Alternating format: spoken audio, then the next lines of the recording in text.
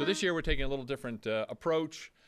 Basically, post-town meeting, post-elections, we thought it would be a great idea to start a venue and a program that really talks about the way forward after town meeting, after elections, and give some insights and guidance in that respect.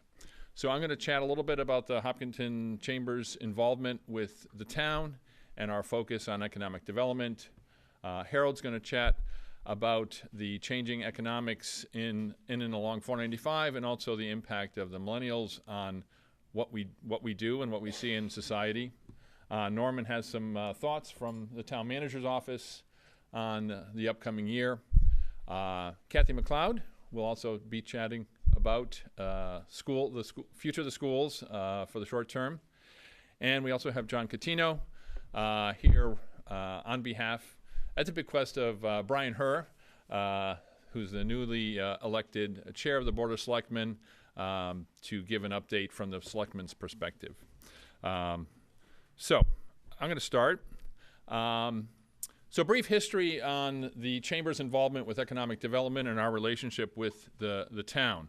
Back in September of 2011, the Chamber signed a memorandum of understanding with the town, basically indicating that a chamber committee would be focused on economic development and business retention.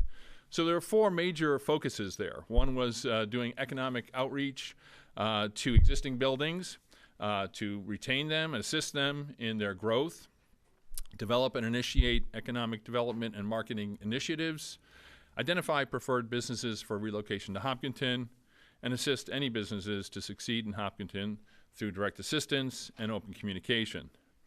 As a result of that, the Chamber developed what we called the 2020 Committee to focus on these initiatives, and we basically have been meeting kind of off and on ever since then. The committee has gone through several generations, if you will, since then.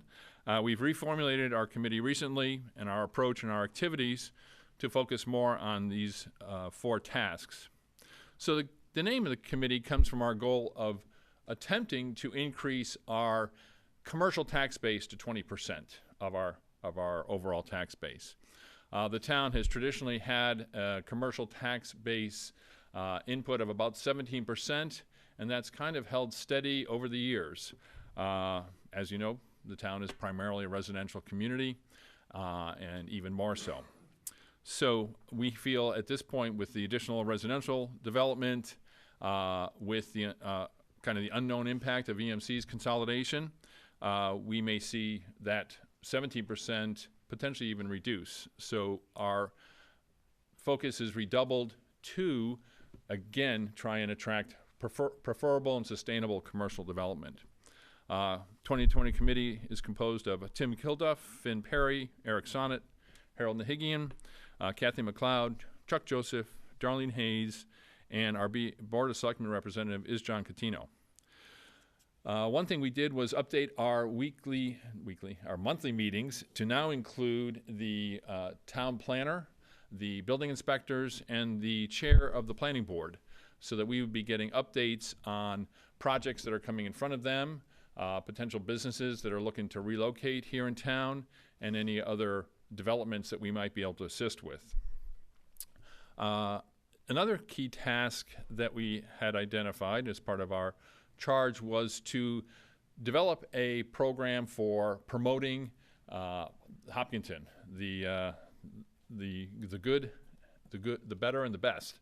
So we basically have developed over the year kind of a trifold piece that talked about the town's benefits, and this past, starting early in January, we said we really need a document that really is something that we can produce, distribute, have available for businesses, for real estate brokers, to really show the benefits of living here, working here, and recreating here.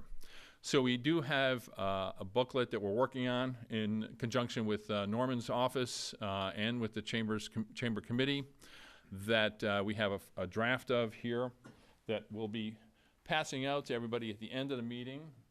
It looks like this.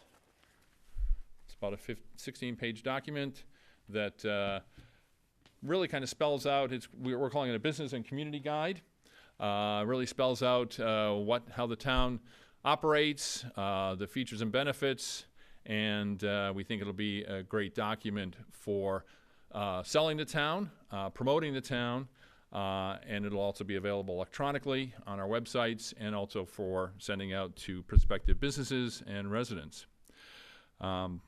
So as we review the extensive development that has been occurring, especially over the past 10 years, we note that the town is really developing in kind of 4 distinct areas. East Hopkinton with Legacy Farms, which, as we all know, is primarily residential development at this point. Downtown, which is seeing some retail and municipal development. Lumber Street and Elmwood Park, which is a combination of mixed use, retail, restaurant, and housing. And South Street, which has been traditionally our office and industrial, and now some retail development on South Street. The Chamber's intent is to promote appropriate development in all of these areas and to ensure that there is a balanced growth in all areas, responding to zoning and the town's needs and requirements.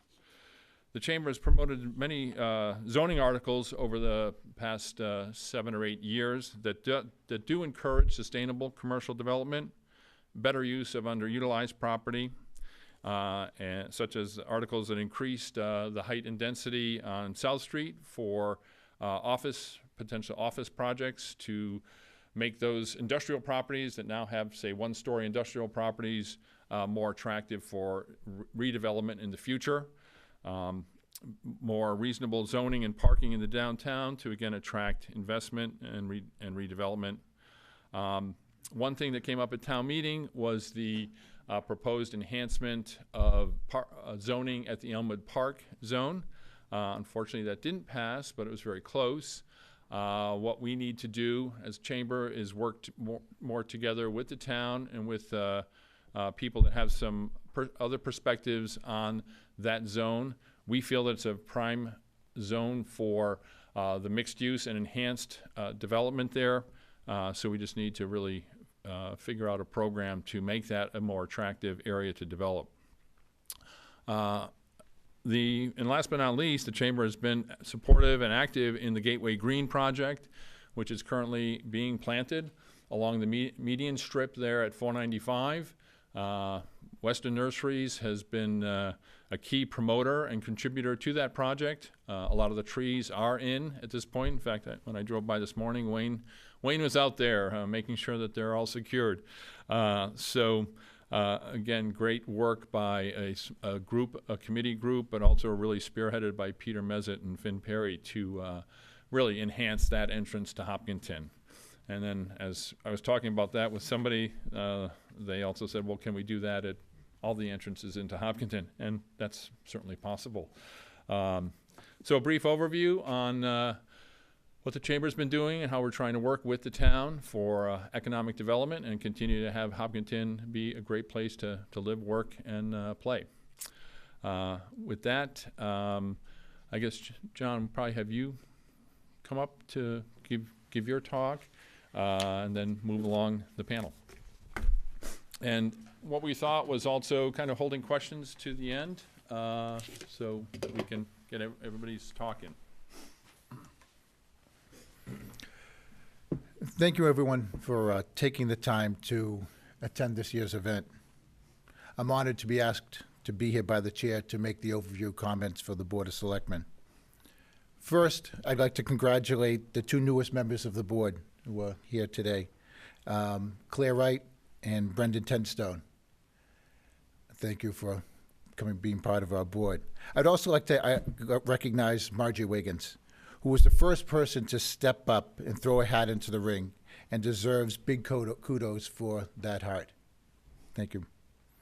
The scheduling of this meeting has the board with just 1 meeting under its belt, and we still have many priorities to set. We haven't sat down and started discussing this. However, this may be a good thing because in the past, this meeting has been chaired by outgoing boards and has been more of a static where we are. With this new timing, the state of the town can become a dynamic setting of direction. I believe that a meeting such as this with the heads of departments, representatives of various boards, committees, and the chamber, in concert with the community, we might soon be able to begin to align our goals with collaboration, communication, and education. Balance, balance, balance. We must have a balanced approach to growth. We need to understand the reality of our location. We are an important crossroads.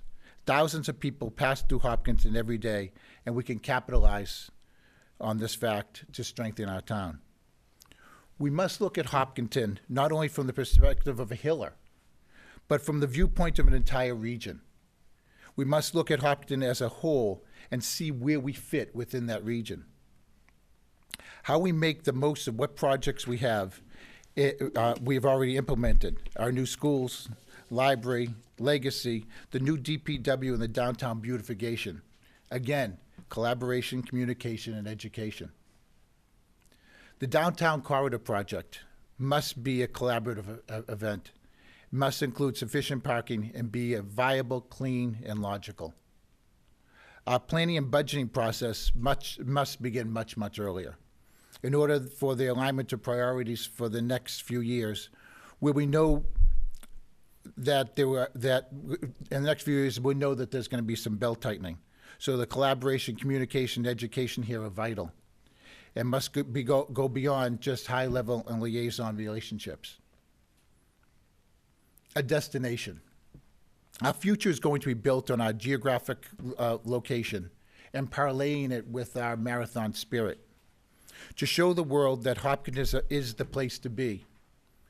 And we will use our, again, collaboration, communication, and education to promote Hopkinton, as everyone knows, as a vibrant, welcoming community centrally located in New England. Nestled 26.2 miles west of Boston, we're endowed with open space, natural resources, and facilities and programs that promote a well-educated and healthy community. We are respectful of our past, engaged in our present, and actively preparing for our future. And I'm thrilled to see what's to come. Thank you very much. Thank you, John. Kathy, this is reserved for you.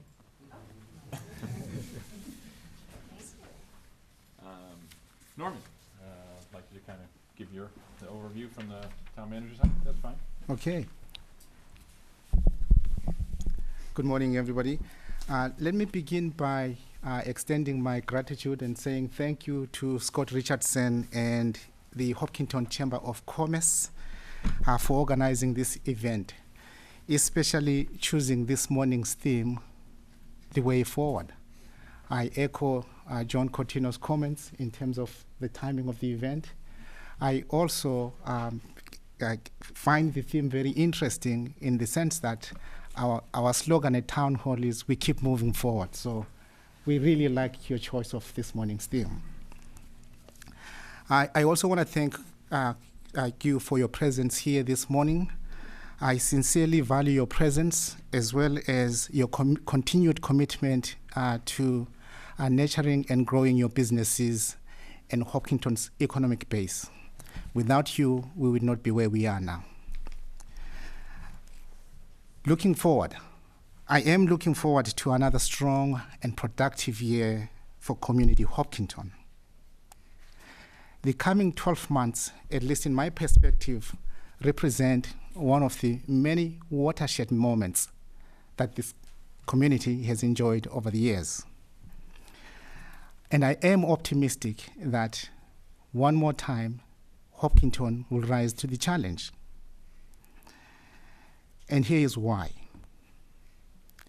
As a community, one of our greatest assets is the faithful work accomplished by our volunteer teams, boards, committees, commissions, our employees, our business community, and most importantly, and this never gets highlighted in many forums, the work of our civic organizations, including the Chamber, faith-based community organizations, and many, many, many other organizations that support this community. All in all, These organizations are the backbone of our distinctive way of life and provide the key leadership that promotes the responsive, effective, and efficient delivery of outstanding services, programs, infrastructure, and support to our citizens and community. And I want to underscore that phrase, support to our citizens and community. In terms of the specific projects that we at Town Hall are very excited about looking ahead, I have the following to share with you. The Main Street Corridor project. As we all know, the town submitted the 25% design to Mass DOT. We are currently engaged in negotiations with Mass DOT as to how to finalize our submission. There are 3 key areas that have been identified as areas that we need to incorporate into the design going forward. These include realigning the Main Street, Cedar Street, and Grove Street intersection. With the changes in ownership, Mass DOT has shared with us that they would prefer to see the intersection straightened. Number 2, through the fantastic work of our Trails Committee, we've identified an opportunity to extend the center trail through Main Street. Thus, the design for the Main Street Corridor project going forward will now incorporate a bike lane. And thirdly, much talked about, we are now integrating the undergrounding of utilities into the project design. So these are the 3 elements that we're now adding to the design proposal that Mass DOT is reviewing. In terms of our next milestones, in our conversations with Mass DOT, as soon as we conclude our discussions on the concept of the design going forward, we will begin scheduling the much required and awaited public hearings. We are counting on our strategic relationship with the Chamber to help facilitate that process. Your input as businesses in the downtown area, we really are looking forward to your suggestions and input. We also have received indications from Mass DOT that so long as the town meets its goal of completing the 100% design by August of next year, we may be in line for an accelerated TIP funding. As you know, this project is currently in the FY19 TIP list. We have been told if we can have this project fully designed and bid out by August next year, we may be able to go into the FY18 TIP program.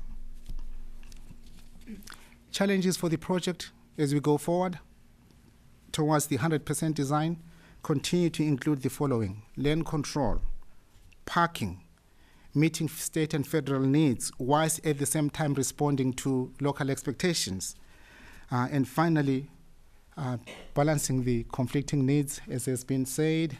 As we integrate the bike lanes, we also need to understand what that means for parking, by way of illustration.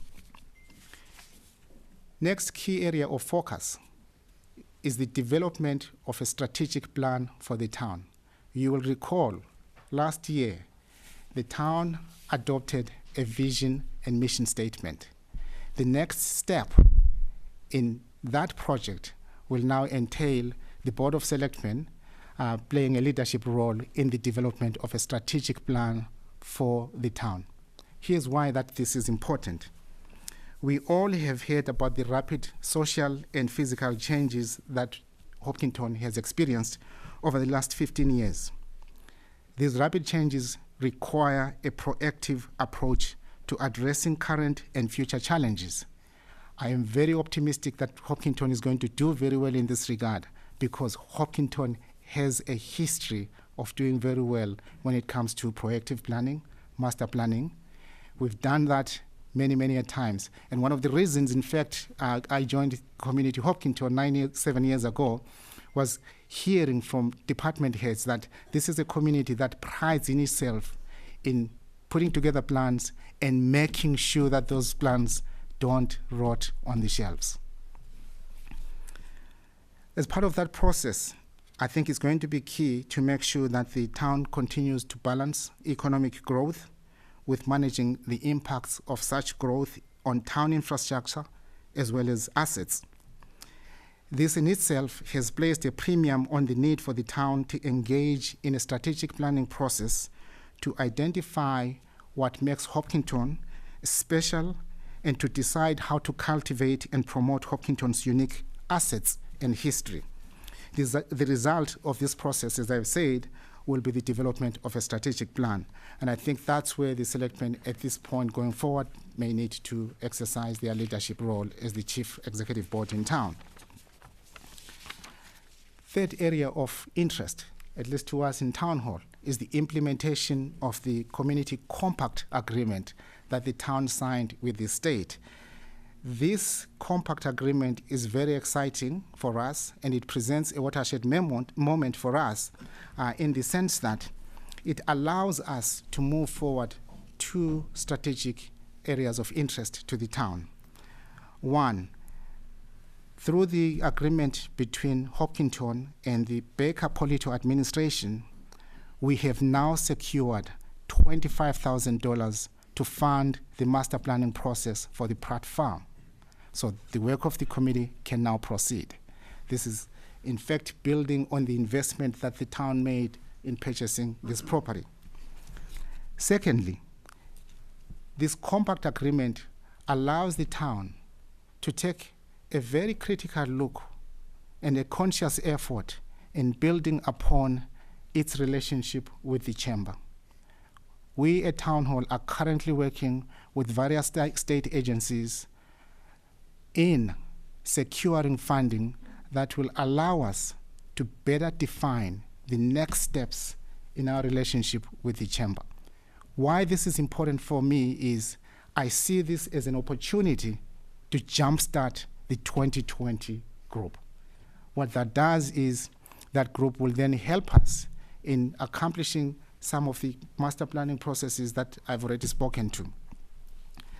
In addition, we're also optimistic that through this relationship, by focusing on the work of the 2020, the town will be able to complete some of the projects that the town has invested in over the previous years, including the completion of legacy farms on the northern side, what the town needs to do with regard to Lumber Street, what the town needs to do with regard to the Elmwood Park, and most importantly, how the town is going to address its water and sewer needs going forward.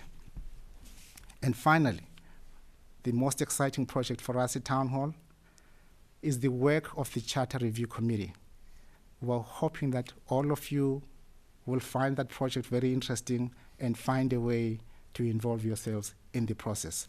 And again, for me, given these projects, it's a challenge that I find as defining one of the several watershed moments for this community, and I'm looking forward to working with all of you, town hall staff, town boards and committees in meeting the goals that we're setting up for next year on those 4 projects. Thank you, Norm. Very good overview. Cathy MacCleod, Superintendent of Schools. Thank you, Scott, and the Chamber for this opportunity. It's always wonderful to be able to come and talk about what's going on in our schools. I want to begin by thanking the school committee for their tremendous support and for the privilege it is for me to serve with an incredibly strong administrative team. I'm very proud of our work together, the work that we've done so far, and I love the thought of the way forward. So this morning I thought that I would take the opportunity to talk about our strategic plan and what guides our work and what guides our work to this point and the way forward. Our strategic plan is organized around 5 theories of action: effective school leadership, aligned curriculum, effective instruction, student assessment, and leadership, governance, and communication. Each year we take a look at how we've done around each of those theories of action, and we reset our sails. We talk about, have things changed? With a 5-year strategic plan and the pace at which things change within education, We are fully aware of the fact that this plan needs to stay alive. And so we take a look at it every year. We celebrate the things that we've accomplished, and we set goals for the following year. Something I've learned along the way is that the fewer goals, the better the focus. And so as we approach next year, I want to highlight what the schools are going to be focusing on. Under effective school leadership, sustainability is something that I'm hearing from the community is very, very important. How do we sustain the current leadership? How do we keep teachers within our district and leaders within our district? How do we provide opportunities for growth within our system so that we can keep people here? Those are all things that are a focus under this theory of action. One of the things that we've done and worked really hard to do is to create a shared professional development calendar that is almost ready to roll out actually for next year, outlining our professional development days, what's happening during early release. I've heard from the community, we want to know what's going on in those days when our kids are at home. What are you doing in the schools during those half days? And it's really important that we be able to provide that information, but also be able to tell the story about what's happening with professional development and how is it aligned to the goals that we have within the strategic plan. So it isn't just, what are we going to do tomorrow when the kids aren't here? There's a real focus. Building-based meetings to plan and coordinate those efforts. And those differ based on the level that we're talking about. So they're very focused. The other big thing under effective school leadership is a new student information system. We've just outgrown our student information system. We have so much data to manage. And I'm getting ahead of myself, but when we get to data, we want to be able to use that data in a way that is going to affect instruction. Not just gather the data, but do something with the data. So I'm going to talk about that in a minute. Under aligned curriculum, the focus for next year will be on preparing for the new science standards that have just been released, April of this year. That will include a new physics lab at the high school, which we're excited to need because of the demand for physics. We just cannot meet the need with the numbers of kids that want to be able to be taking that. And then at the middle school, creating an engineering lab. At the elementary level, we are looking at a model for bringing in science specialists so that we can more fully prepare kids for the new standards that have been released. Under effective instruction, nothing else happens unless we have effective instruction. So everything else in our plan is really there to support what's happening with instruction. So the first strategic plan goal, to analyze data, to plan enrichment and remediation instruction, and here's the most important part, adjust practice in response to data analysis. I want to talk for just a minute about what that means. What that means is that when we notice that either students have already mastered or have not yet met the goals that we've set for them, we're not going to wait until the end of the year to find that out. We're monitoring and adjusting throughout the year.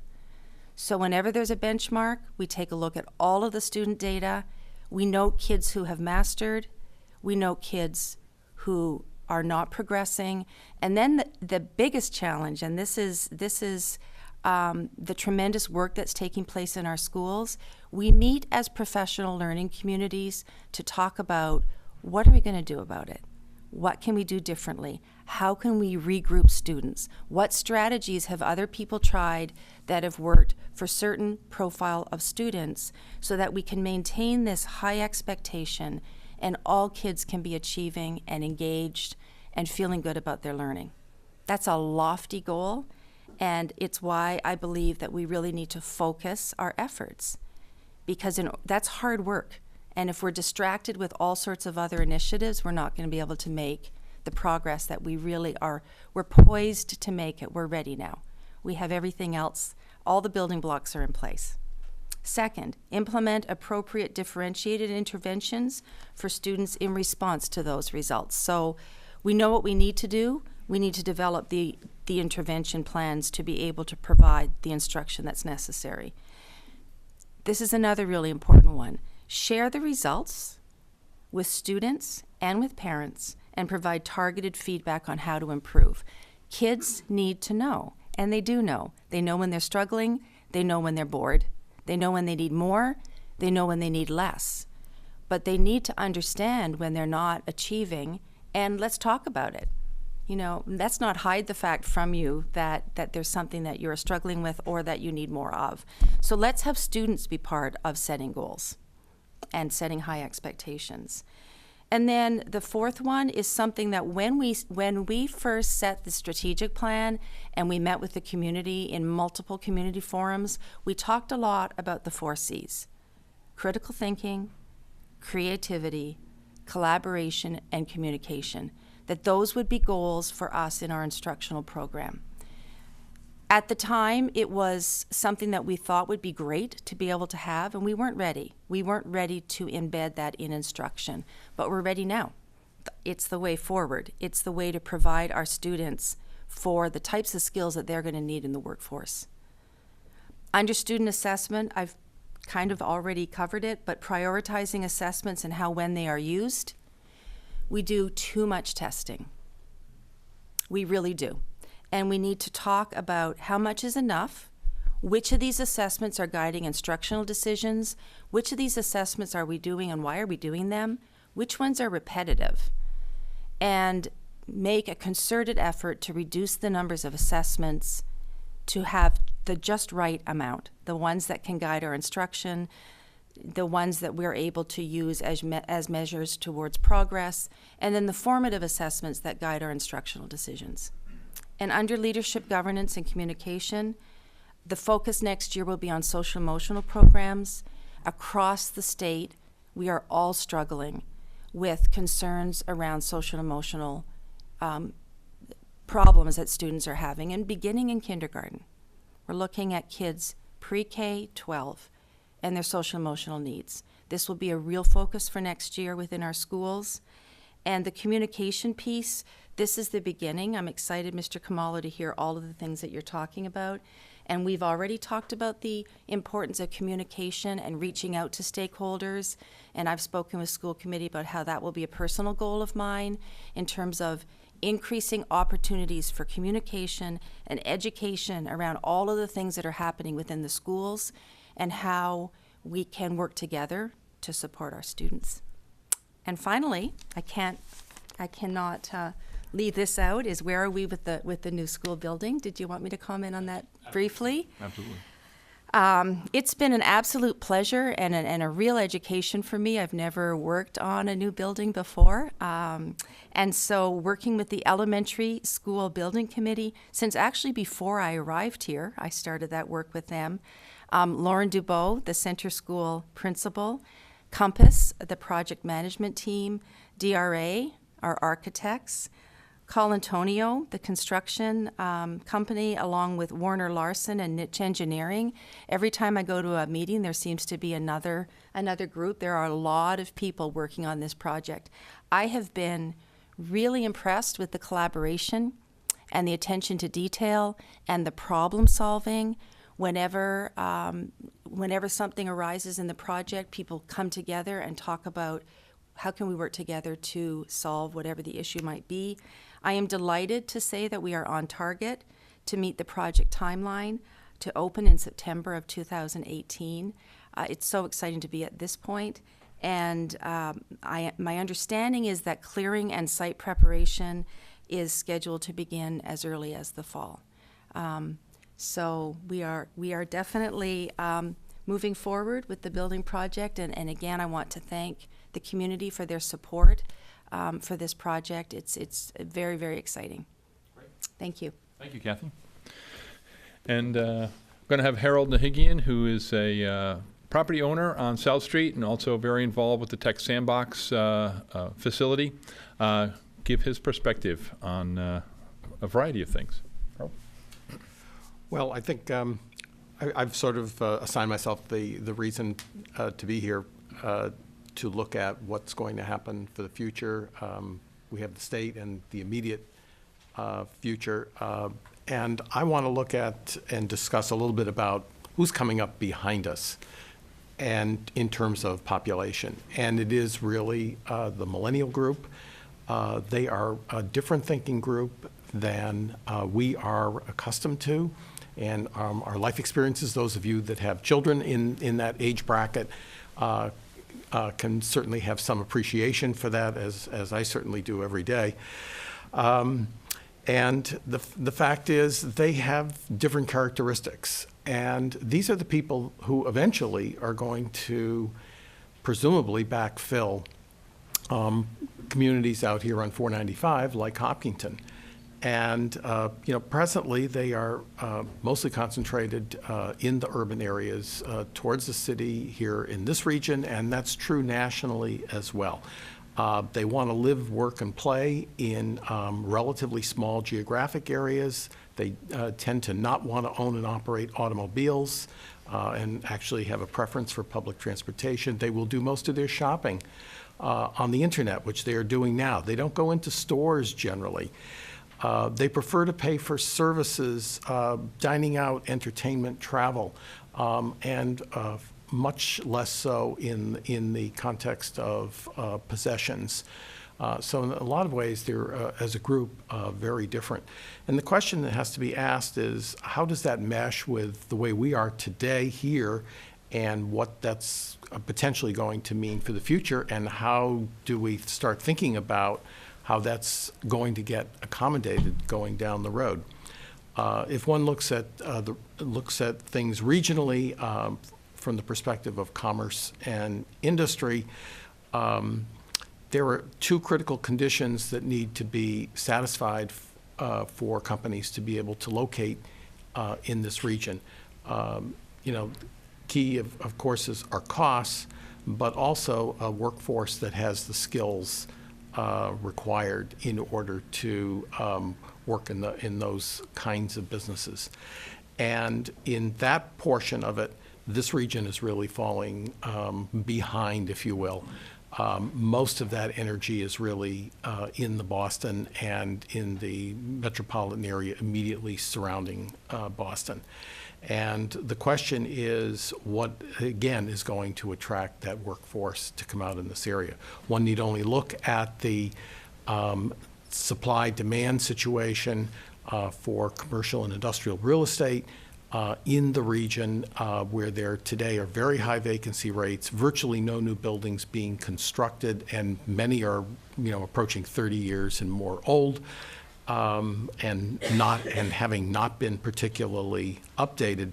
And the issue is companies out here really do have a difficult time attracting the kind of labor that they need.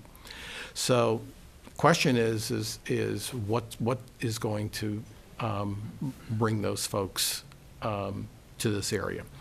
At a local level, and to some extent regional, as has been mentioned by Norman and others, locally, housing, water and sewer infrastructure, and services, entertainment, dining, sports, exercise, schools, all are things, again, that we need to think about in terms of what is going to attract millennials ultimately to this area as they continue to move on through their lives.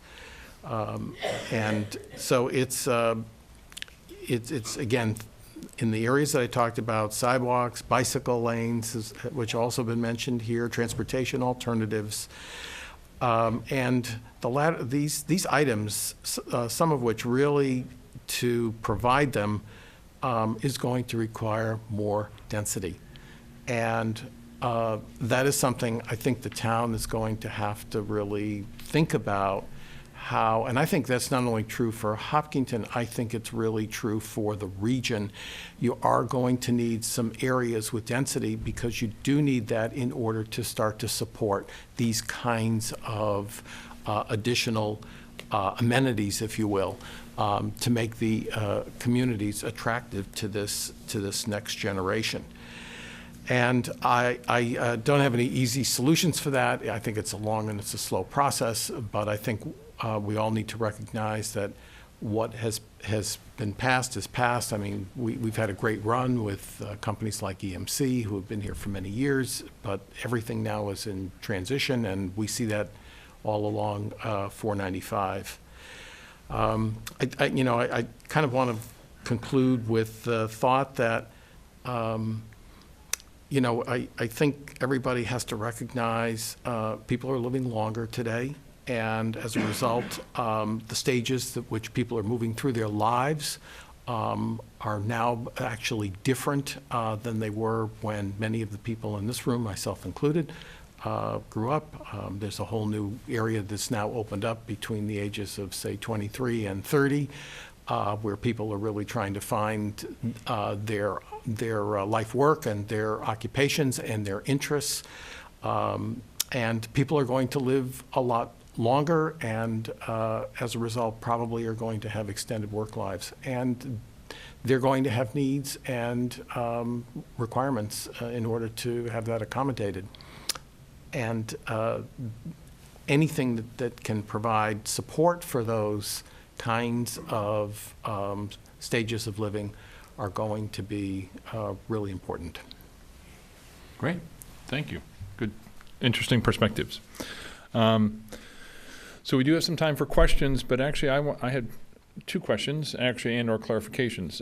John, you mentioned 3 words, each began with a C, for the selectmen's focus. Can you repeat those? Yeah, well, actually, I heard them from That's what I wanted to, yeah. Collaboration, communication, and education. Mm-hmm. And I believe that those are the keys for anything to succeed. Mm-hmm. We've noticed in the projects that have succeeded, we have had that. Yep. The elementary school building. The first one, we didn't have. The second one, we did. Downtown revitalization, or the corridor project. Great. When it first started, we didn't have it, and now we've got it, and it's working. And Cathy, again, can you just repeat your kind of four My bullet 4 points? Cs? Yes. They are. We do share 2. The other 2 are critical thinking and creativity, so and collaboration, communication. Providing opportunities within the classroom for these types of learning that are very different than what we can all expect and what we can recall in classrooms. Kids have access to information and facts. They need to learn how to use them and how to apply them. And that's a very different type of instruction. So those are the areas that we really want to start to explore. Great. I did want to take the opportunity to welcome and recognize Alicia Pupudi, who is the marketing manager for the 110 Grill, which will be opening on or about on June 21st. Yes. So thank you for attending. Thank you for bringing another great restaurant to Hopkinton. So I want to thank our panelists for their insights and forward-thinking discussions. Really appreciate that. Thank you, John. And we are looking to do this again, probably in the fall, to, again, bring everybody up to date on where things are headed and potentially be able to address some of the questions that were brought up today. So thank you very much. I'll leave some...